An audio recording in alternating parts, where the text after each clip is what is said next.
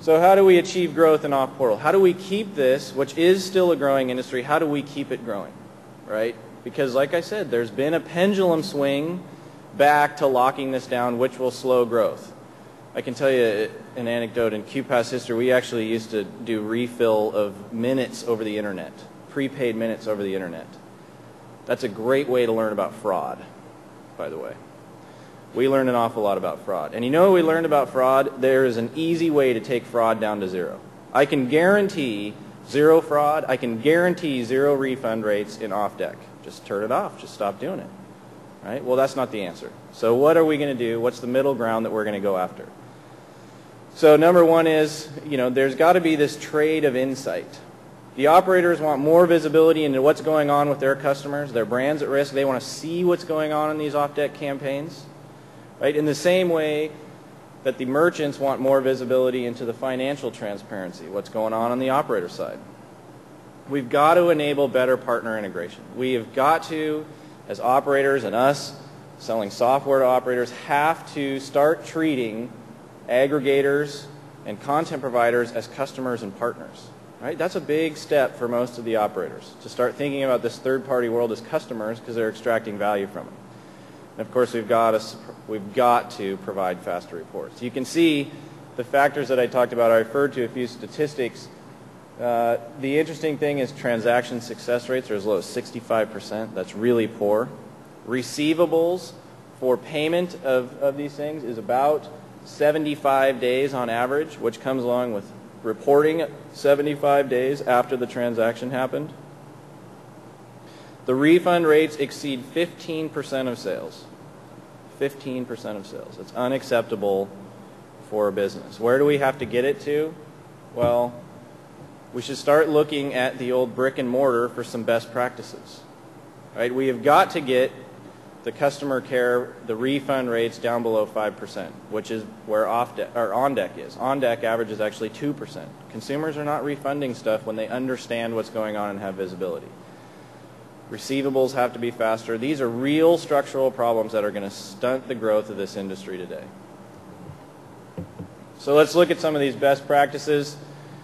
One of the favorites we always talk about is Amazon. Amazon is building, right? Amazon, and to go back to my first slide or second slide about how retailers make money, the retail channel, or how operators make money, the retail channel is a very important one. And having an excellent retail channel does not prevent you from being an excellent enabler to other third-party merchants. Amazon is a prime example of that. They are one of the best retailers in the world, and they have created an ecosystem to enable other retailers, and they extract value for doing so. Operators are in a perfect position to copy this model. And we see some of the things, which is evaluation of merchants. There's a bunch of statistics that Amazon uses to track its merchants, right, from negative feedback to refunds.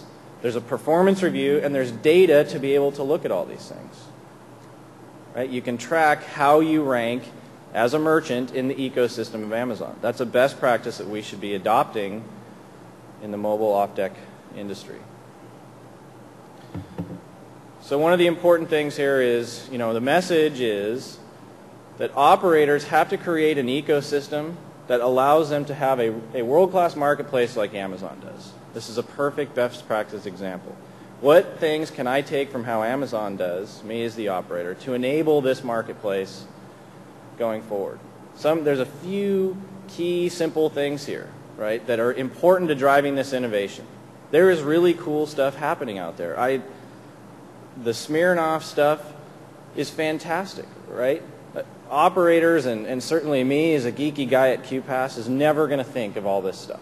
We're never going to come up with it. So how do we put something in place that enables this innovation to let consumers enjoy this and we all share a little bit in the profits? So one of them is the short code provisioning, right? We have to find a way to get short codes provisioned faster. Campaigns approved quicker, because the stuff we're talking about is timely. It goes along, it's being in conjunction with media and real-time events. We can't wait for normal cycles for us to approve these things. One of the big ones today is that right now we're starting to treat all merchants and aggregators the same. Everybody's the same, right? That's not going to work. That is not how the credit card industry does it. That's certainly not how Amazon does it. Is we have to recognize that there's differences between merchants that will have different terms and different permissions and different responsibilities. So how do we allow those specific content providers or aggregators to grow based on the performance that we can measure? And then, of course, you know, the control of the network is always important for the carrier, certainly. And there's a whole bunch of value to be extracted from monitoring and guaranteeing the availability of that network. It's not just about the business systems that sit behind it. It's about how can I leverage that network and extract more value out of that network. And I think we all know why we should get that done. The other side, besides the innovation, right, that's about growing the profits. How do we allow the industry to get bigger? Let's grow it together. The other side of it is, now that we're growing it, how can we increase the margin on it? And again, you have to look at this from a comprehensive life cycle standpoint. You have to look at revenue leakage coming out of the system. You know, every operator has a VP of revenue assurance. That what their job is to find where the nickels are eking out of the system. Right? Those same practices need to be applied here in the off-deck industry. The other piece of this is empowerment of the third parties themselves.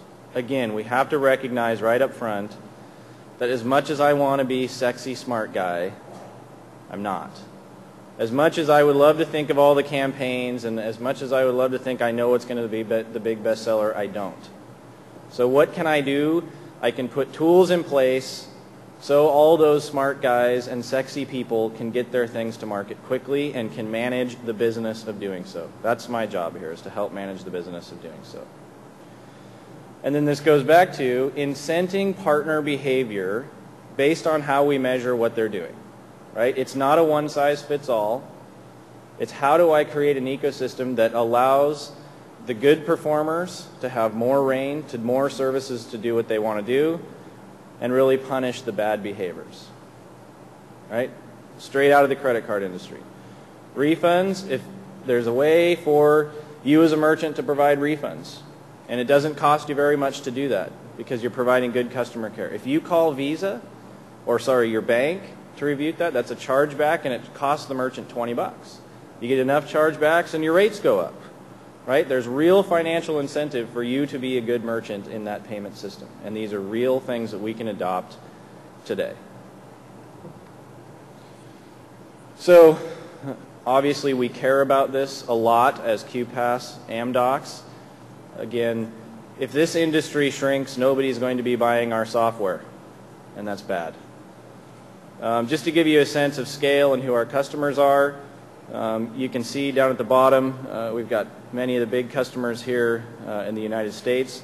We have a renewed focus in solving these problems of off-portal that I talked about. It's easy for me to stand up here and talk about all the cool things we should do, right? But in fact, we're making big investment. In fact, we had a press release just this week announcing our new off-portal suite. So I could not stand up here and not get a plug-in for our new off-portal suite.